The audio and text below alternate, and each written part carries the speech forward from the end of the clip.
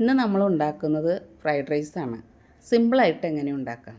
ആദ്യം നമ്മളിതിന് വേണ്ട സാധനങ്ങൾ റെഡിയാക്കി വയ്ക്കുക. അതായത് ബീൻസ്, കുറച്ച് ക്യാരറ്റ്, കുറച്ച് ക്യാബേജ് അരിഞ്ഞ് റെഡിയാക്കി വയ്ക്കുക. പിന്നെ 4 മുട്ട, ഞാൻ 4 മുട്ട എടുത്തിരിക്കുന്നത്. മുട്ട, ഇച്ചിരി കുരുമുളക് പൊടി, ഇച്ചിരി വെളുത്തുള്ളി നന്നാക്കി റെഡിയാക്കി. ചട്ടി ചൂടായപ്പോൾ വെളിച്ചെണ്ണ ഒഴിച്ചു. അതിനകത്ത് വെളുത്തുള്ളി ഇട്ടു. ഇനി മുട്ട 4 ഞാൻ ഒഴിക്കുകയാണ്. ഇത് നല്ലപോലെ ഒന്ന് ഒഴിച്ച് ഫ്രൈ ആവട്ടെ. അതിനകത്ത് കുറച്ച് കുരുമുളക് പൊടിയും കൂടി വിതറാം. നമുക്ക് കുറച്ച് കുരുമുളക് പൊടി വിതറി കഴിഞ്ഞ്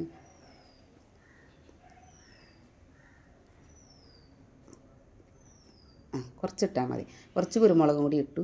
ഇനി ഇത് നല്ലപോലെ മുട്ട വേവട്ടെ. മുട്ട വെന്ത് കഴിയുമ്പോൾ നമുക്കത് ഇപ്പോൾ നല്ലോണം ഫ്രൈ ആയിട്ടുണ്ട് മുട്ട. ഇനി ഇതിനകത്തേക്ക് പച്ചക്കറികൾ അതിനകത്തേക്ക് ഇടാം. എല്ലാം അരിഞ്ഞ് വെച്ചിരിക്കുന്ന പച്ചക്കറികൾ നമുക്കത് ആവശ്യത്തിന് നമ്മുടെ ആവശ്യം അനുസരിച്ച് നമുക്ക് എടുക്കാം കേട്ടോ. ഇപ്പോൾ ക്യാബേജ്, ബീൻസ്, ക്യാരറ്റ് 3 കൂട്ടണം ഞാൻ അരിഞ്ഞേക്കണം. അത് അതിനകത്തേക്ക് ഇട്ട് നല്ലതുപോലെ ഇനി മിക്സ് ചെയ്യാം.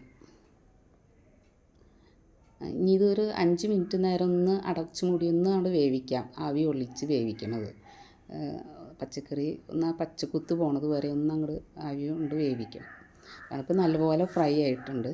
ഇനി നമ്മൾ അരി റെഡിയാക്കി വെച്ചേക്കാണ്. എന്നാൽ 15 മിനിറ്റ് നേരം കഴുകി കുതിർത്തി വെച്ചിട്ട് നമ്മൾ ഒരു കലത്തിൽ വെള്ളം വെച്ച് വെട്ടി തിളച്ച് കഴിയുമ്പോൾ ഈ കുതിർത്തിയ അരി അതിനകത്തേക്ക് ഇടാം.